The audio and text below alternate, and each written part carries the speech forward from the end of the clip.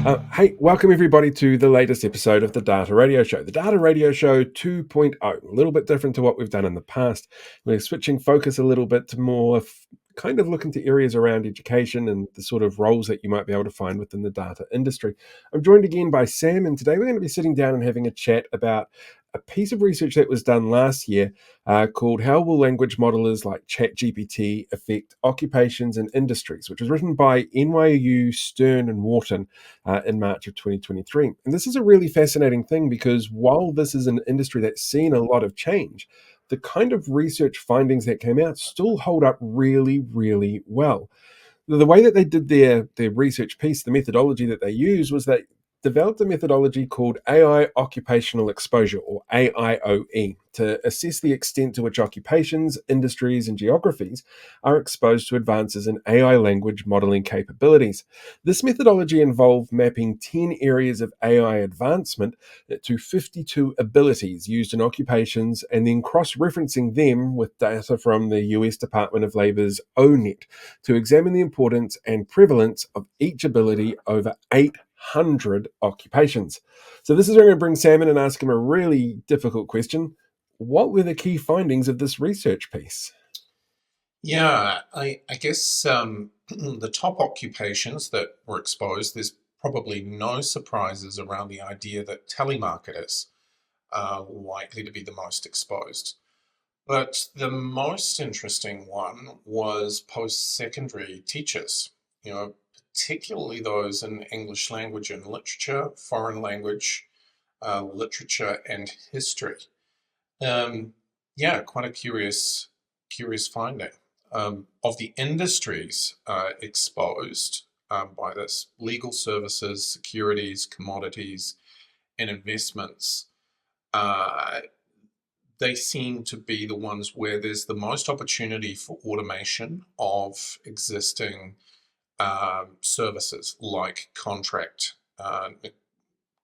filling in contracts, if you like, filling in securities and commodities paperwork, managing investments, etc.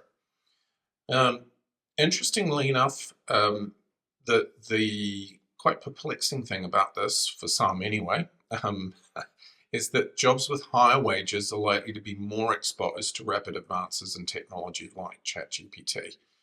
Um, and arguably, we're already seeing something like that unfold, in that there has been a substantial downturn for people in the tech sector in North America in recent times.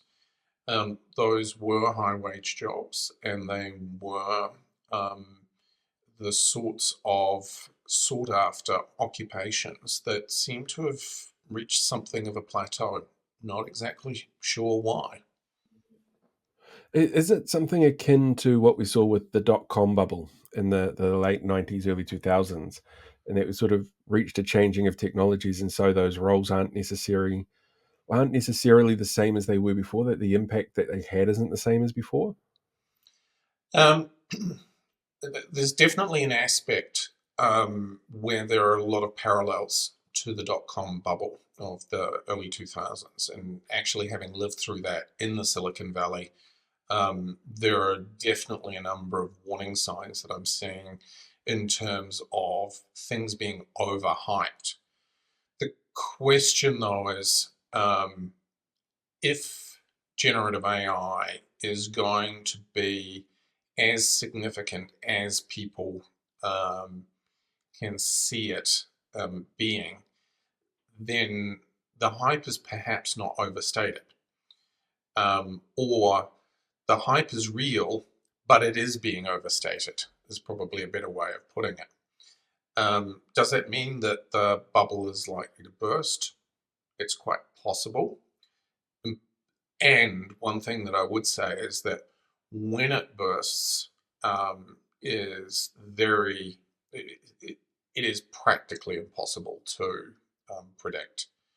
And what a correction means is also a very difficult thing to figure out. I guess the key takeaway from my perspective is if AI or generative AI is going to be as pervasive as electricity was 100 years ago, it's not going away. So, in terms of a bubble bursting, it doesn't mean that there won't be electricity anymore, and therefore there won't be AI. You're just going to see a correction in the manner and fashion in which people use it and apply it. You mentioned some of those top industries that were exposed, like legal industries and legal services and securities. Legal services, I kind of get because things are written into law, so there's a little bit of interpretation as to what a law might mean, for example. But generally speaking, there's some fairly solid guidelines. Should people be concerned about security, though? Personal security being fed into an AI device, into a large language model, in terms of things like how you invest your money into in commodities, and does it is there a safety concern there that we should be worried about? Um, Definitely. I mean, the uh, issue with large language models is that they are not databases. So whatever has been fed into them as training data can't be undone or deleted. So once there's a record of you in there, once it's ingested information that applies to you, it's quite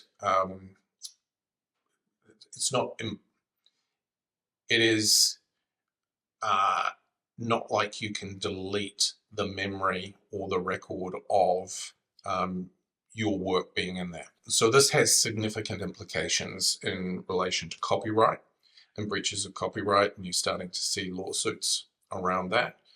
It does have significant issues in terms of privacy, and the best that organizations are able to deal with at the moment is really putting guide rails around it. So training the models not to answer questions that might pertain to trying to find personal information or something that might be used to track down personal information.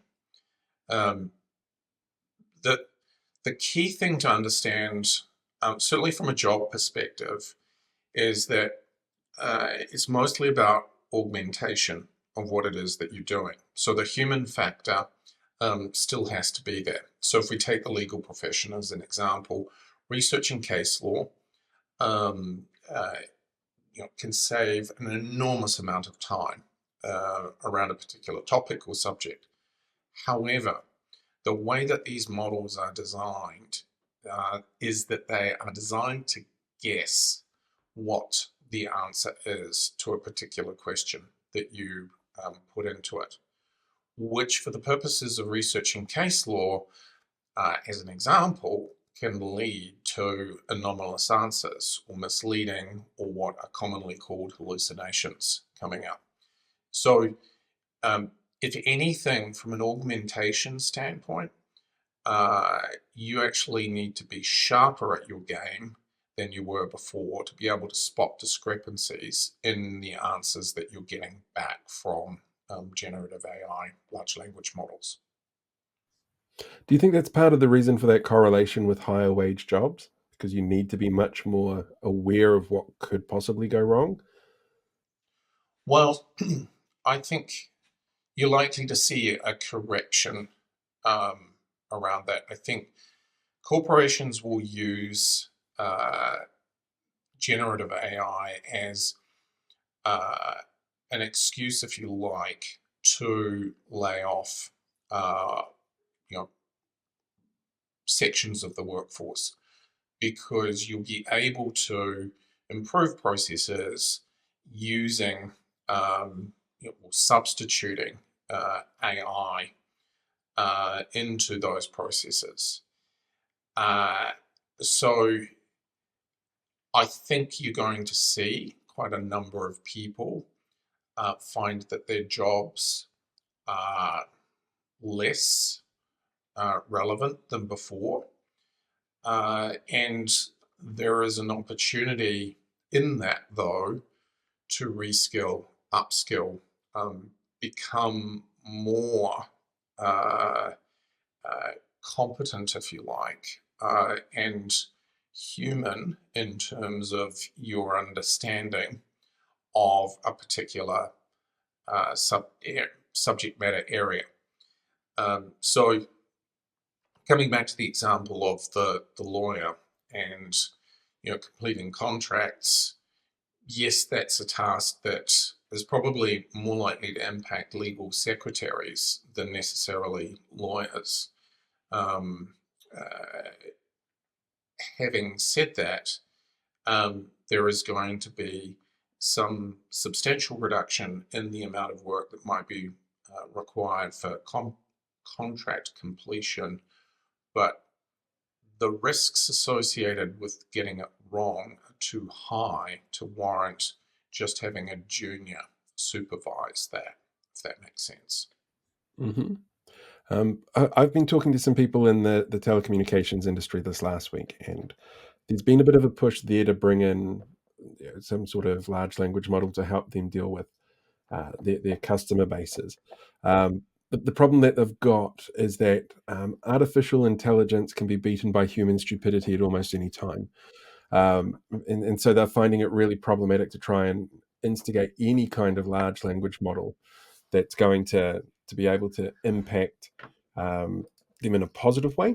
And I'm wondering what sort of implications are we looking at from this research piece that maybe people aren't necessarily aware of, or that should be at least aware of what could be the wider impact out there. Yeah, I guess I like to bring it back to um, me as a person.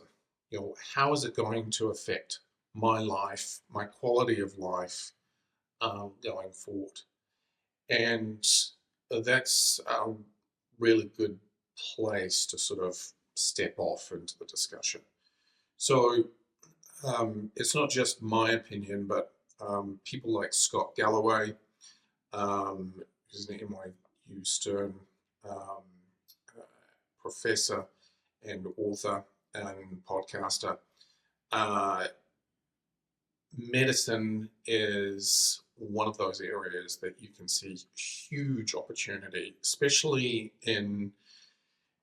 interestingly enough, in the context that Scott Galloway talks about it, is in the North American model or the US model, which is hugely overpriced. Um, you then contrast it with the public funded healthcare networks, which are hugely underinvested in and arguably um, need much better quality uh, outcomes applied to using public money essentially. So NHS being an example in particular, and probably the New Zealand healthcare system. What you have with generative AI is the opportunity for hyper personalized healthcare and treatment plans. Everything from diagnosis to treatment to adherence to a particular drug regime can all be enhanced by generative AI. That's going to not only improve the quality of our lives, but also the length of our lives. So, one significant implication of generative AI is our lifespans are very likely to increase. And so, too, is our productive lifespan. So, the old idea of retiring at 65 or 67, whatever the threshold is in your particular country, is going to be pushed out considerably. Babies born today can expect to have a 125-year lifespan. That's quite different dynamics when you start to think about what we consider to be our productive lives and what becomes the norm, if you like. We are used to the idea of, on average, people dying at in their late 80s. if you live to be 90 today, you've had a good long life. Chances are that we're going to see 125-year-olds as the norm in about 100 years. One of the things I love about this as well, with particularly in medicine, is there are biases within the medical systems that we have at the moment that impact minorities far more than your average middle-aged white person. Having something hyper-personalized like this means you get rid of that bias because you're dealing with a patient on a one-on-one basis. So the implications on that alone is absolutely massive to see. Yeah, and particularly around those things that affect minorities more than others, like heart disease, for instance. In the West, the two biggest killers that there are at the moment are cancer and Alzheimer's, dementia. Um, and one of the areas that uh, generative AI is having a huge impact is on the research side of things, being able to model, um, uh, first of all, sequence genomes, second of all, model uh, drug trials as well. So I was listening to something recently where it's actually taken all of the data that there is around trials for a particular drug in rodents, and then it's modeled what a new drug might actually have on those rodents. So you don't actually have to um, put animals through unnecessary um, testing. You're going to actually test it in real life based on a model that more accurately predicts the efficacy of a particular drug or the effect that it's going to have. Yeah. So it's not only this idea of hyper personalization, it's it's throughout the whole sequence of things, from research to actual enactment, um, through to adherence. Simple things like reminding us to take a particular pill at a particular time, um, with at a particular dosage. Like, one of the things about um, drug care regimes at the moment is that the actual prescription amount is based on the statistical norm.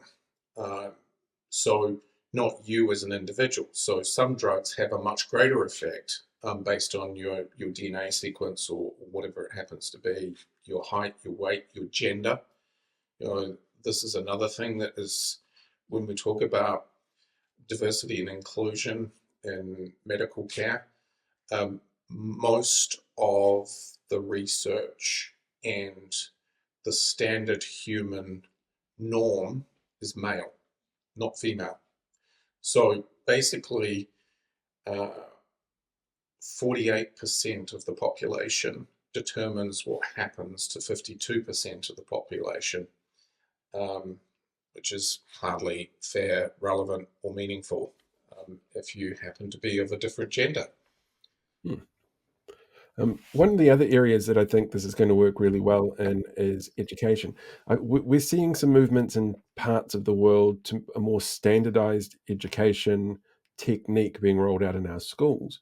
But would this have an impact on education, being able to hyper personalize the way that people learn or the way that teachers teach? Yeah, um, I think one of the things that we have been slow to recognize is the extent and degree of neurodiversity.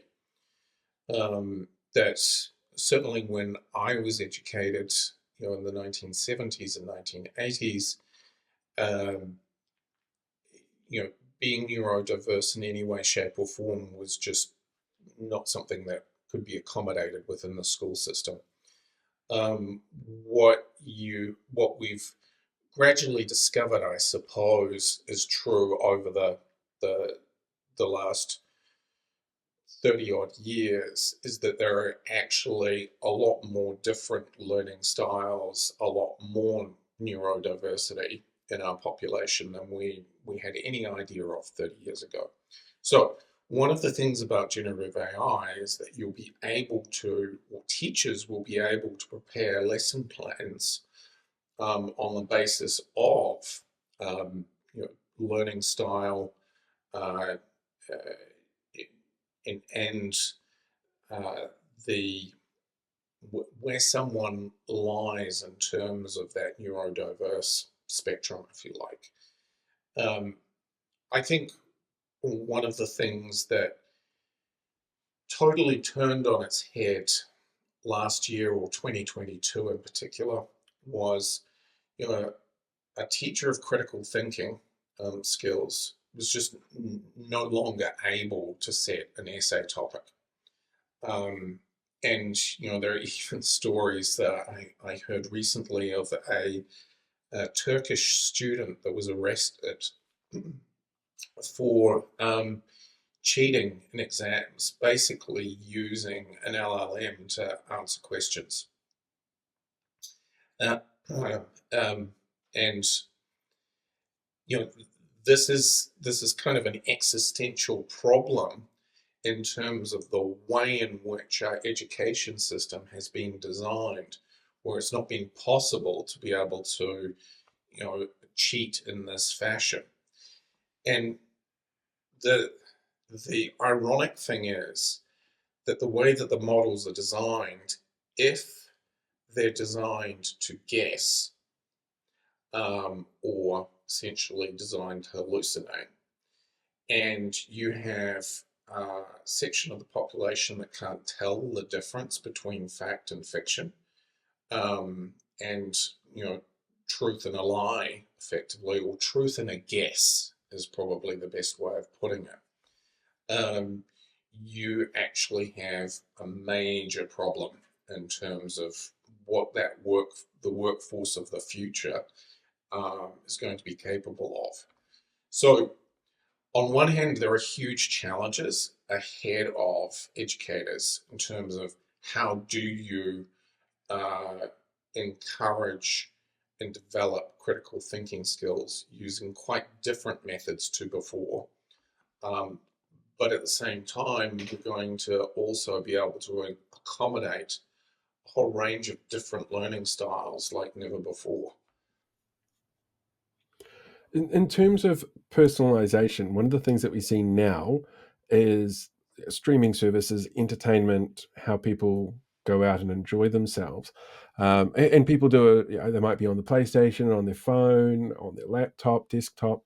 Um, uh, this, I'm guessing, is something that's going to have almost be a growth actually from where we are now. This seems to me like the most logical extension of how you'll be able to hyper personalize things through multimedia experiences with AI.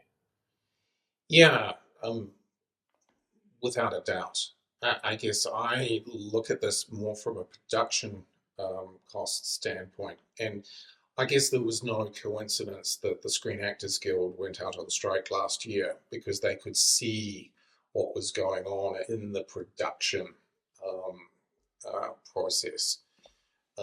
Everything from pre production, script writing, script development, through to actual production in terms of using CGI, and you're looking at large language models now that can produce video like Sora.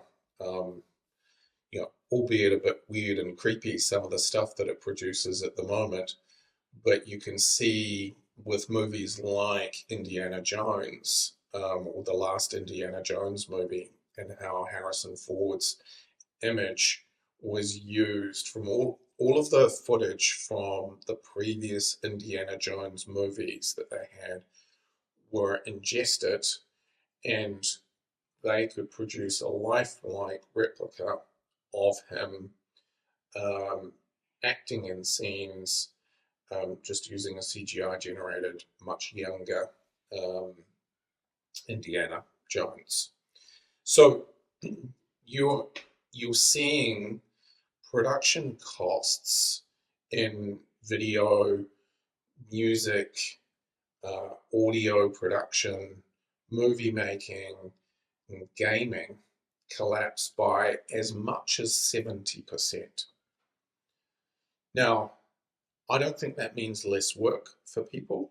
I think it means much more um, creative content. Like, I think you're going to see an explosion of content uh, as a consequence of this.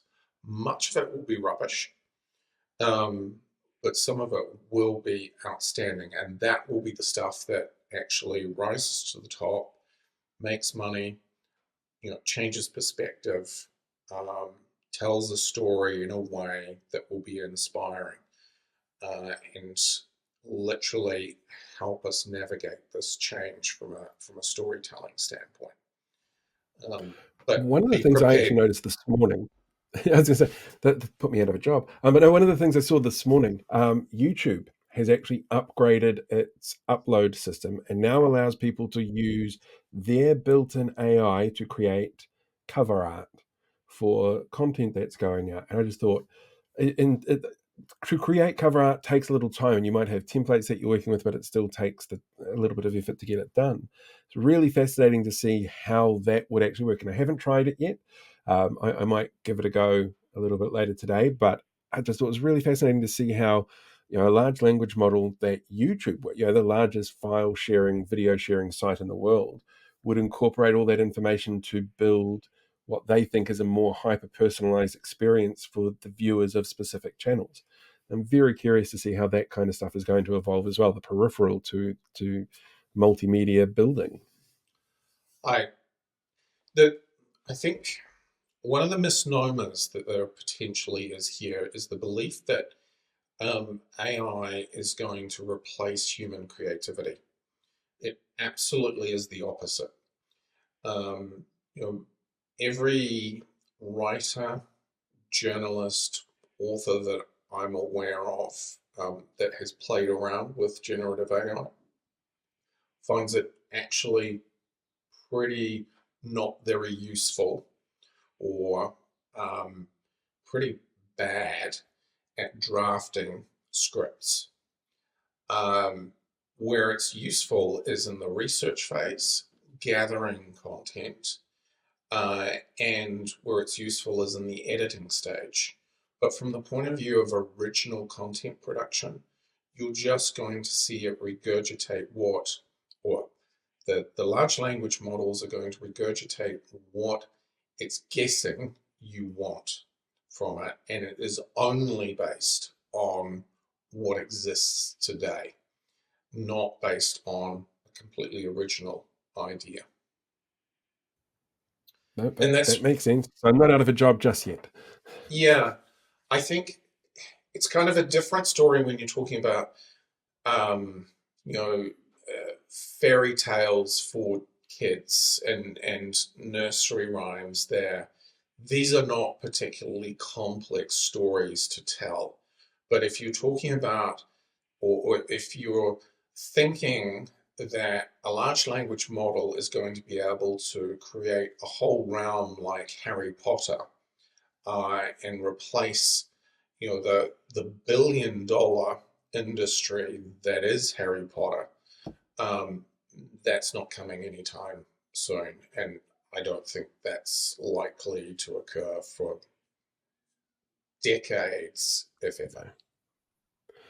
Are there other limitations that you can think of, performance speed that we've got at the moment, for example, that might also impact the outcomes here? I think the the biggest thing, if we're talking about an audience of data engineers, data analysts, and data science, is the difference between fact and fiction. You know, you know the truth lies in the data, but the fundamental thing about large language models is that they're not designed or built to find the truth. They're designed and built to guess an answer to a particular problem. And a particularly human quality is this idea of seeking the truth. So you're unlikely to be replaced shall we say, if your job centers around finding the truth in any given undertaking. And this is particularly important when it comes to the ingestion and discernment and development of insight in large data sets.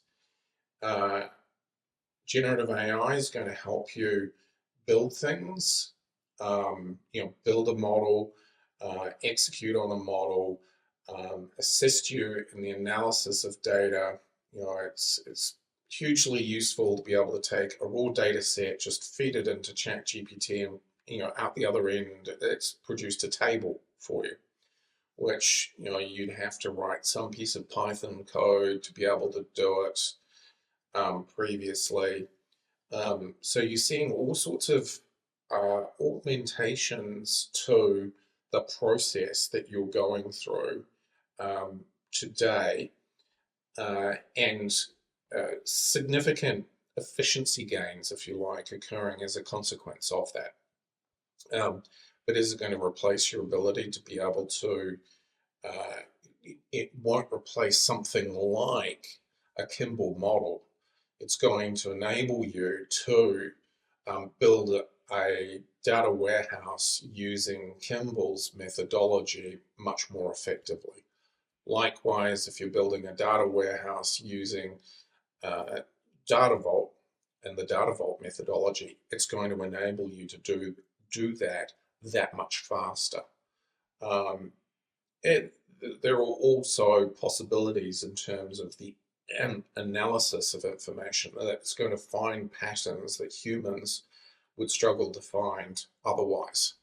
I think that's an area that is probably the strongest use case for generative AI in the data analyst space, in the data science space. So, if people wanting to learn a little bit more about the sort of careers that are going to help shape the findings of this research into the future, what sort of areas do you think they need to be looking at? Yeah, look, I think one of the areas that you're going to see it applied to in the short term is around coding, uh, and that's around new code, um, but also around legacy code. There are lots and lots of uh, COBOL programs out there, for instance, and Fortran programs that have never been modernized because they've just done the job just fine. We're talking about you know large swathes of pieces of code that aren't broken, so therefore don't necessarily need to be fixed. However, um, the programmers that built that code are either retired or they're potentially dead, or are most likely to be dead. And so you have the need to effectively modernize code. And large language models are actually really good at taking old code, seeing the structure and patterns in terms of how they were designed, and then producing it in uh, new form, new languages that are actually much more readily accessible. As a colleague of ours talks about, Shung from Tech Data, the new programming language is English. That's going to be what you find yourself doing. Prompt engineering is going to become a much more significant thing. So you're going to use prompt engineering for new code, legacy code, but also to supervise agents, or what they're calling agentic coding, um, which is where you have uh, large language model agents actually performing specific tasks and handing it off to another agent to check on it, iterate, they go backwards and forwards and potentially get checked by a supervising agent.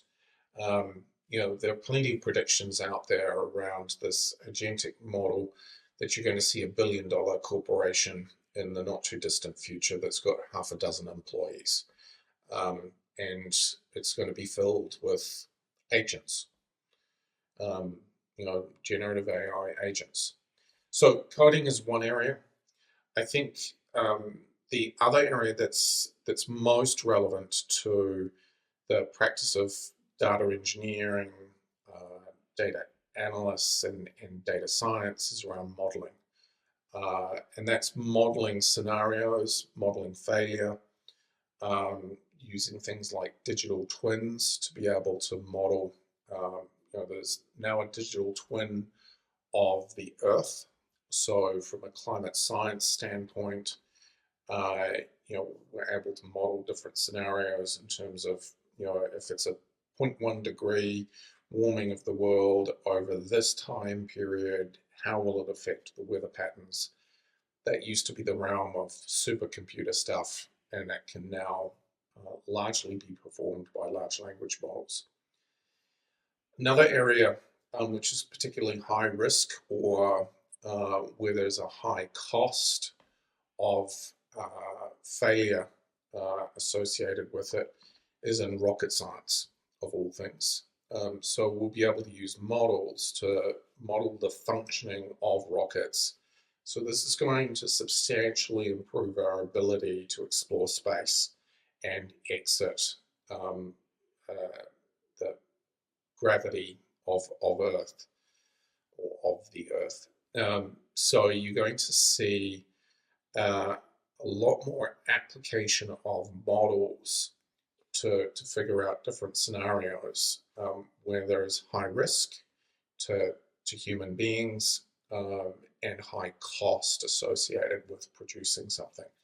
And the example that I used earlier around rodent um, testing drugs in relation to rodents is a good example of where it's not necessarily cost, but certainly the risk.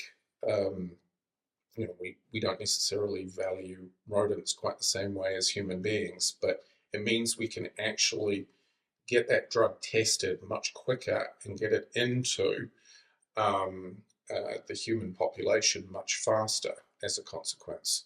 So we can save lives through modeling.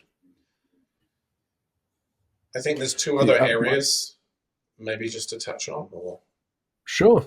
Yeah. What about communication? How do you think that's going to be impacted? yeah. Look, at the easiest way to view this is that we will be able to communicate as a species faster, better, and cheaper. Through the written word, through videos, voiceovers, what is known as content, um, everything from digital avatars or digital humans, uh, and music, and the production of pictures. We're just scratching the surface at the moment from a communication standpoint, uh, in terms of the consumer market, but within businesses and enterprises communicating with each other, you know, again, we're just scratching the surface in terms of what becomes possible.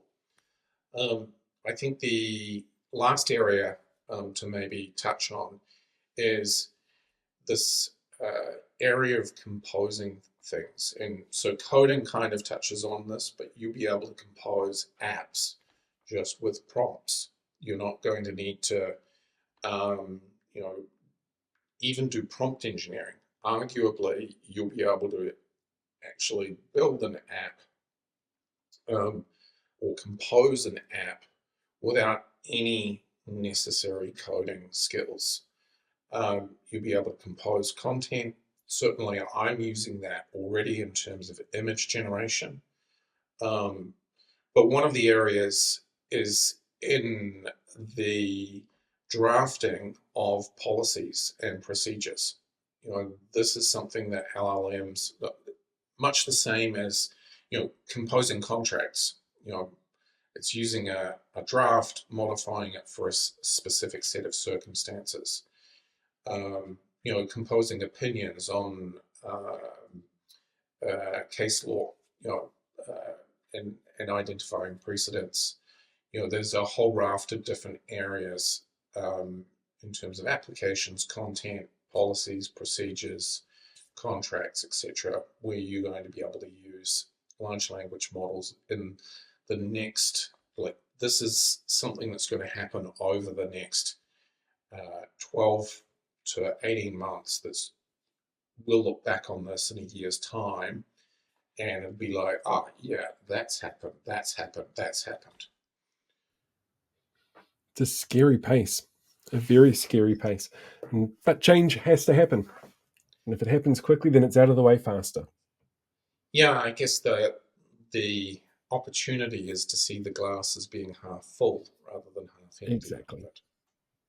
Yeah. And I have to say, when you talk about modeling, for some reason it came into my head a modeling program that I've come across recently on a social media platform where they've done a model of the world, like they've created a model of the world, and what would happen if you destroyed France, and just Right. in different way that you could destroy it with an asteroid, you could destroy it with a giant water bomb. Or just their whole mission is to destroy France and then move forward about 200,000 years in time to see what the impact is on the rest of the world.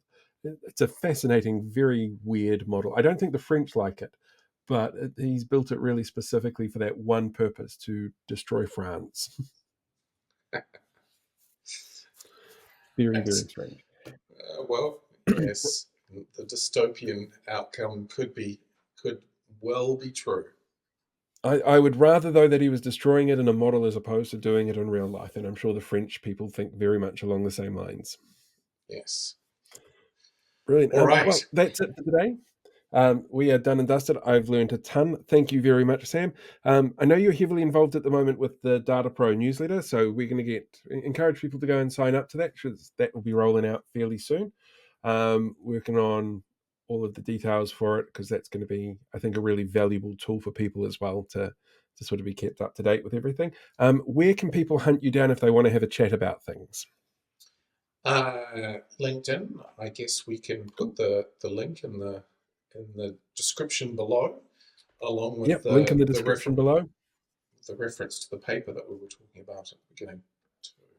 Absolutely. Yeah, we'll make sure all of those are in the description there so that people can hunt it down. Ian, thank you very much for joining me. And to everybody that's out there, don't forget to like, share, subscribe with the video, tell everybody about what's going on, and throw a comment down below as well. Until next time, have a fantastic week, and may the force be with you.